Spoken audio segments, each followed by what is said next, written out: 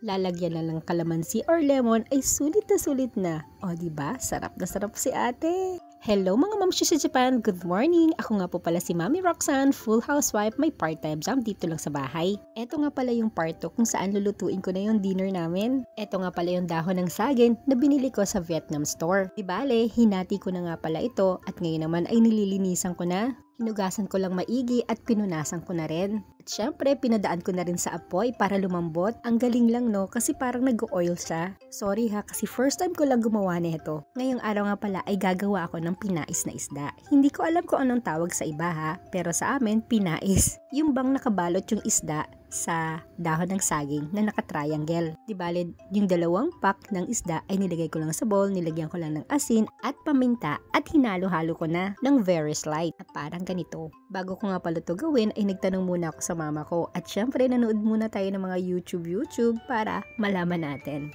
At eto nga nung babaluti na natin, medyo nahirapan lang ako ng kaunti dito. Hindi ko kasi alam kung paano ko gagawing triangle yung dahon ng saging. Pero bandang huli, na-figure out ko na rin.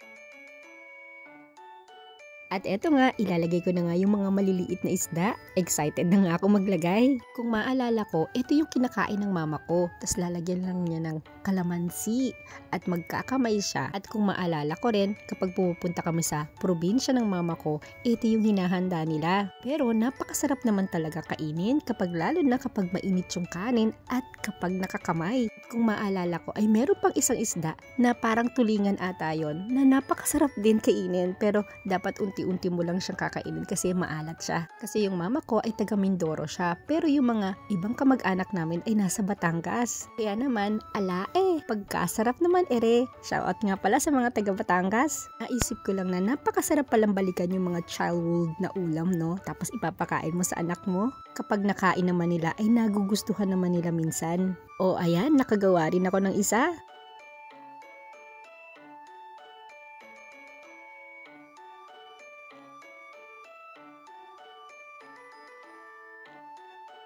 Ayun nga, sabi ng mama ko lagyan ko daw ng bawang. Sabi niya isa lang, pero hindi ko alam kung isang buo ba or isang piraso. Pero naglagay na ako ng 3 piraso para sure. At syempre naglagay na rin ako ng kaunting tubig. Di bali, pakukuluan ko lang naman ito hanggang maiga siya para tumagal at hindi daw masira. At ito nga medyo nagtutubig-tubig pa kaya naman iniga ko talaga siya maigi para sigurado. At nung natapos na nga ako dito, meron dito sa likod ko na merong eksena. Umiiyak si Bunso, hindi ko alam kung bakit. Meron na naman kasi siyang gusto na ginagawa ni ate na gusto rin niyang gawin na hindi niya magawa. At eto nga, gagawin naman natin itong squid. Pipirituhin natin to syempre para masarap.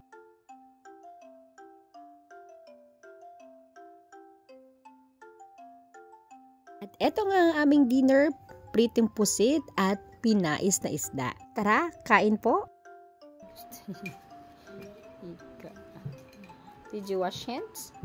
Yeah. Yeah? Okay. Did you put leaf? Yeah. Real leaf? It's banana leaf. Then you put lemon.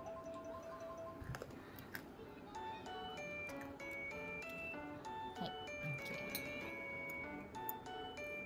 Wow. How was it? It tastes like Tengoku.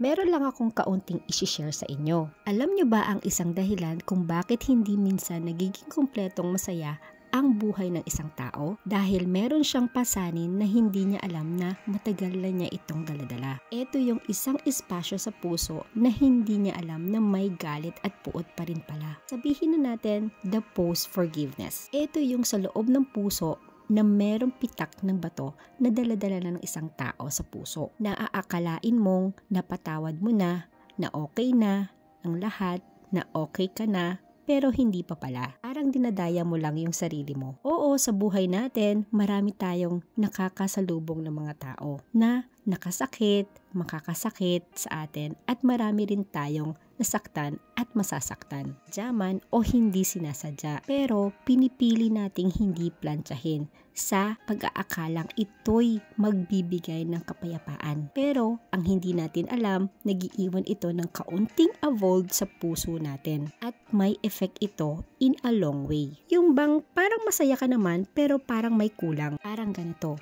yung blessing at ang happiness. Kailangan mo nang dumaan sa makipot na tubo. Mahihirapan niyang pumasok kung ang tubo ay may nakabara. Tama? Ibig kong sabihin, minsan kailangan natin itong i-let go. Ang lahat ng daladala natin at lahat ng nakabara sa puso natin. Dahil alam nyo ba, na you deserve a complete happiness. Kaya naman, kung merong nakasakit sa'yo, patawarin mo na. I-message mo siya na pinapatawad mo na siya. At kung ikaw naman ang nakasakit, mag-sorry ka sa matagal mo nang hindi nasasabi. Oo, mahirap, madaling sabihin, pero mahirap gawin. Pero gusto mo maging masaya at mahal mo ang iyong sarili. Isipin mo na lang, ito'y isang regalo sa iyong sarili. At gusto mong guminhawa ang iyong puso.